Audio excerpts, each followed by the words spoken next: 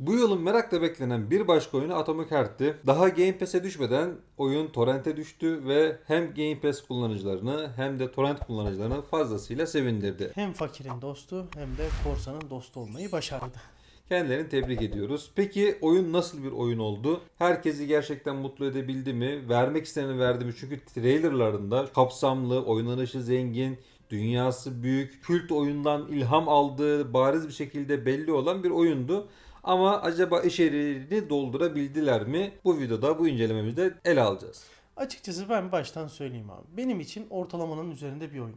İlk oyununu yapmasına rağmen geliştirici firmanın bence güzel bir oyun olmuş. Geliştirici firma için bunu diyebiliriz ama ben yayıncı firma için bunu aynı şeyi söyleyemem. Çünkü yayıncı firma Fox Entertainment son yıllarda çok güzel işlere imza attı. Çok güzel oyunların yayıncılığını üstlendi. Bir dakika. Evil West çok güzel bir oyundu. Apple Arcade zaten başlı başına bir yapıt onlar için.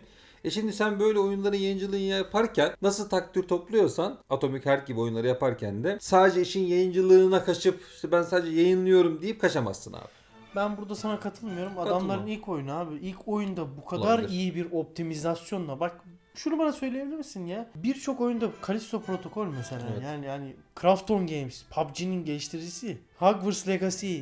Yani bir sürü oyun problemli çıkıyor abi. Adamların herhalde ben görmedim bug'ını veya herhangi bir problemini, optimizasyon sorununu. Yağ gibi akıyordu yani. Kusursuz değildi. Son zamanlardaki oyunlara kıyasladığımız için çok daha başarılıydı. En iyi çıkış yapan optimizasyonlardan biriydi Olabilir. diyebiliriz. O zaman bence. hikayesiyle de devam edelim. Post apokaliptik mi desek artık, Putin'in rüyası mı desek? Putin'in rüyası daha güzel ya. Putin'in rüyası diyebiliriz. Çok enteresan bir evrende Sovyetler Birliği'nde bir askeri canlandırıyoruz. Yüzbaşıyı canlandırıyoruz. Bu yüzbaşı da aldığı görevler doğrultusunda etrafı temizleyip ilerlemeye çalışıyor. Bir eldiveni var yüzbaşımızın, Charles adında. Güzel, tatlı, konuşan, birazcık da geveze. High on Life'daki silahlar gibi. Birazcık da geveze bir eldiveni var. Bunlarla yola çıkıyoruz. Oyunun dünyasında bir böyle Elon Musk gibi bir adam var. Sechenov bir askeri bir komutan. Bu adamın bir firması var. Yapay zeka üzerine geliştirmeler yapan, robotlar geliştiren bir firma. Bu firmanın yapmış olduğu robotlar dışarıdan bir müdahaleyle artık kontrol dışı böyle insanlara saldırgan bir hale geliyor. Kontrolden çıkmış robotlardan kurtulmaya, bunları devre dışı bırakmaya çalışıyoruz. Genel anlamıyla hikaye bu örgü üzerinden gidiyor. Ama hikayenin hem başı hem ortası hem sonu o kadar boş ki hikaye sunum noktasında size oyun bir şey veremiyor. Bana göre en önemli sebebi şuydu. Oyunun evreninde temel yok.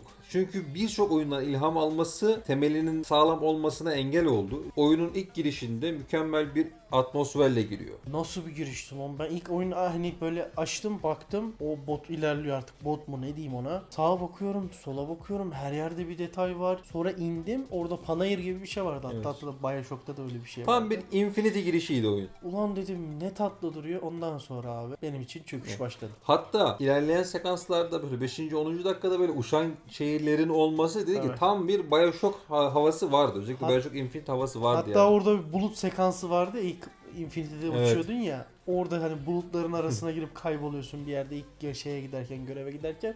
O bile inanılmaz benzerdi ya. Ama gel gör ki içerik olarak işte bunu doldurmuş. BioShock'un etkisinde kalmış. Kendi dünyasını oluşturamadığı için o BioShock'un doluluğunu arıyorsun ister istemez ama bulamıyorsun.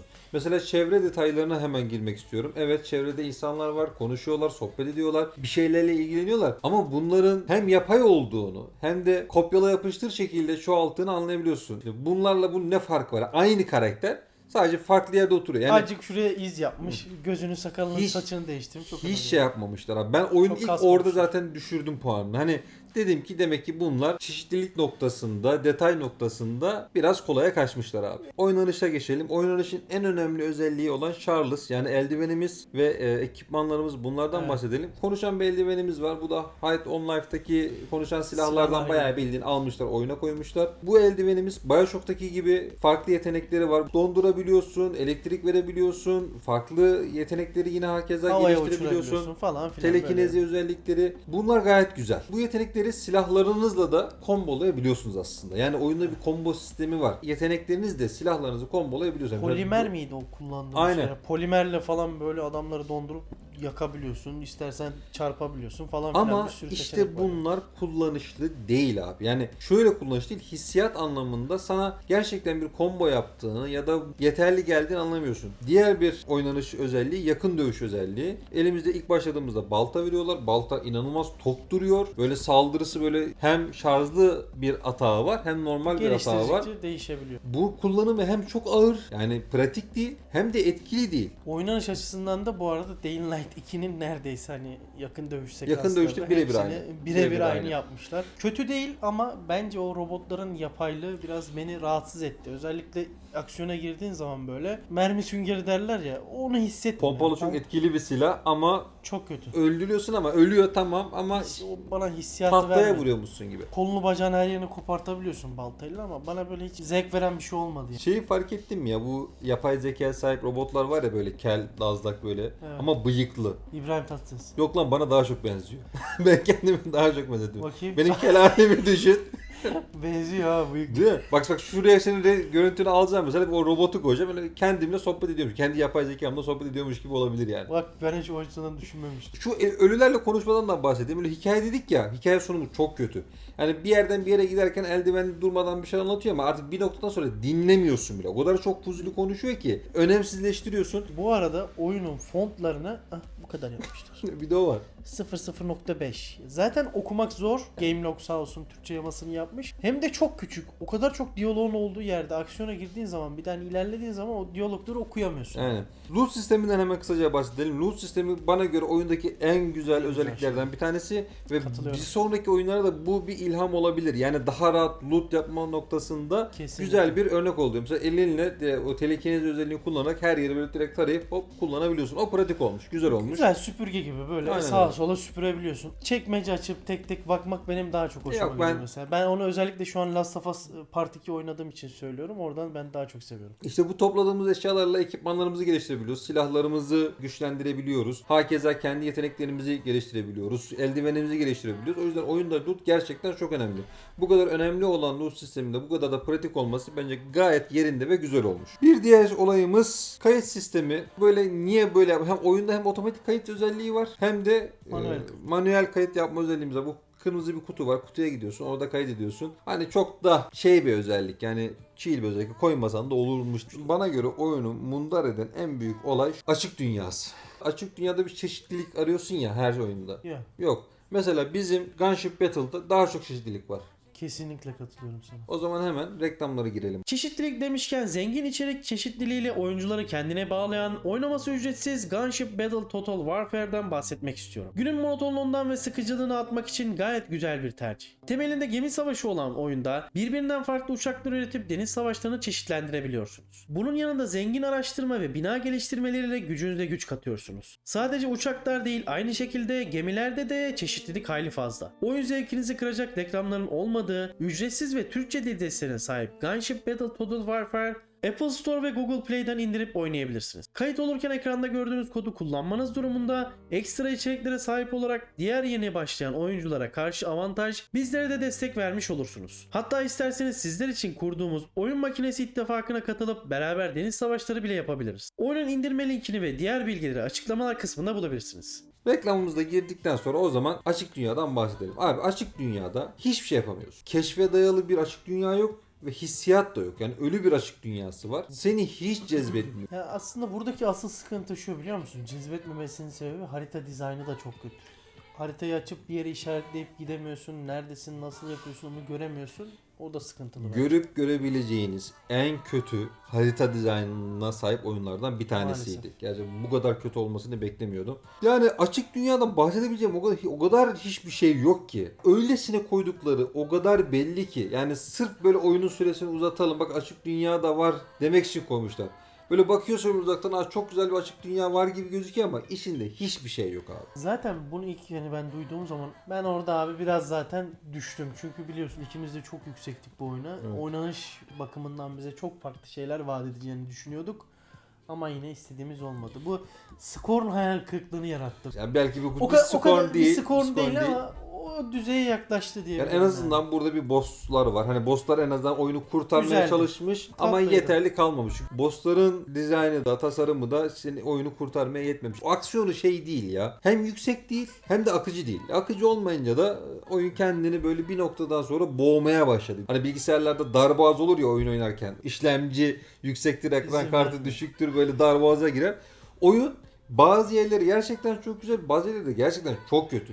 Oyun kendi kendini darboğaza sokmuş yani. Çok Birkaç- güzel tabir değil mi yalnız ya? Mükemmel Güzel. bir tabir. Ya. Birkaç farklı detay daha vardı. Mesela o büyük anne vardı ya ilk hani Evet. sığınağa giderken. O mesela çok güzel, çok tatlı bir şeydi. Ama bir anda devamını arkadan getirememişler. geliyor. Kayboldu. sonra. Dolu değil Mesela alt. hikayede bu tarz şeyler olsa çok daha güzel oynanabilir olmuş mesela. Hikaye çok havada kaldı. Büyükanne de gerçekten epik bir karakter olarak girdi. Evet. Dolu değil alt. Yani diyor ki büyükanne, yani sen bu kadar şeyi nereden biliyorsun? İşte benim de teknolojik ekipmanlarım var. Ben de biliyorum. Bu ne yani? Hani o kadar boş. Son olarak ben bulmacalardan da bahsedip incelemeyi bitirmek istiyorum müsaadenle. Bu nedir ya? Gerçekten hani Oğlum ben bir tanesini çözene kadar o ışıklı var ya böyle Hı hı. şeyleri çekiyorsun. Ulan ne yapacağım diyorum. kırmızı ışık yanıyor kapının şeyinde. Kırmızı ışık geldiği zaman parmağı şıklatınca hangisinde kırmızı ışık yanıyorsa o yeşile dönüyor. Evet. Çok basit, o kadar da gereksiz. Yani ne gerek var? Yani parmak şıklatarak kapı açmak istiyorsam hani eldiveni kullansaydım ya da. Başka bir bulmaca mesela. Kazan dairesi gibi bir yer var. 3 tane kazan var. O kazanları soğutmam gerekiyor. Borulardan soğuk böyle buz toplarını alıyorum. Borulardan sürükleyerek getiriyorum. Oraya dolduruyorum. Ya da bir başka bulmacada tanker var. O tankeri raylar üzerinden bir yerden alıp başka bir yere götürmeye çalışıyorum da niye ulan niye? Hani ya oyunun aksiyonu zaten yok. Olmayan bir aksiyonu da bulmaca ile niye hepten öldürüyorsun? Oyunu niye daha sıkıcı hale getiriyorsun? Tam oyunlarda bulmaca olabilir. Bulmacaların olayı nedir oyunlarda? Aksiyonu yavaşlatıp oyuncuya biraz zaman kazandırmak. Nefes alsın. Terini sildirmektir yani. Ki bir de bulmacalar zaten basit. Hani gerçekten böyle düşünmenizi gerektirecek hiçbir şey yok. Yani İlk baktığınızda ne olduğunu anlayabiliyorsunuz. Bir de bunu peş peşe koyuyorsun. Ya aksiyon olmayan bir oyunda bu kadar çok bulmacanın olması oyundan hepten soğutuyor seni. Zorla diyorum, oyun kendini darboğaza sokmak için elinden geleni yapmış abi. Evet. Ya aslında çok güzel bir düzeyde gitmeye çalışırken çok kötü yönde evrilmişler. Yani. Neyse hayırlısı olsun diyelim. Olmadı be. Son bir şeyden daha bahsedip genel izlenimlerimizi söyleyip bence bitirelim. Tamam, çok da bitir. uzatmaya gerek yok. Tıkırdayanlar ne alakalı? Aa, tıkırdayanlar var değil mi? Oğlum bari Last of Us'tan bir şey almayın lan. Ya. Tıkırdayan ne alakalı? Ya olay şu.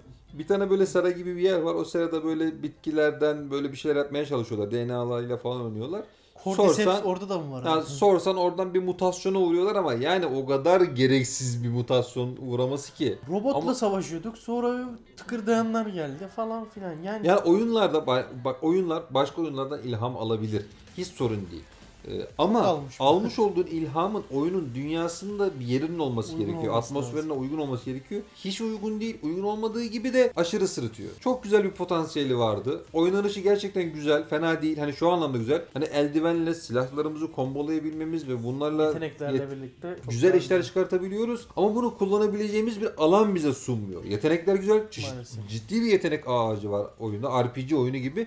Ama bunu kullandırtmıyor sana oyun. Sunuyor sadece. Yani şöyle bir durum var. Söylediklerin hepsine katılıyorum. Ortalama bir oyun olmuş bence. Ortalamanın üzeri de değil. Ortalama bir oyun. Girip eğlenip güzel vakitler geçirebileceğiniz bir oyun. Scorn'dan iyi, Callisto Protokol'den hallice, bu araya koyarım yani. Ben beğendim yine. Her şeye rağmen beğendim. Ama o ilk gösterdikleri şeydeki hype'ım maalesef Kalmadı. olmadı, kalmadı. İlk girip o baltayı elime aldığım zaman her şey silindi zaten. Çünkü çok ağır ve çok durağan Tamam bir oyun. abicim, sonuç olarak aynı şeyleri tekrar etmeye gerek yok.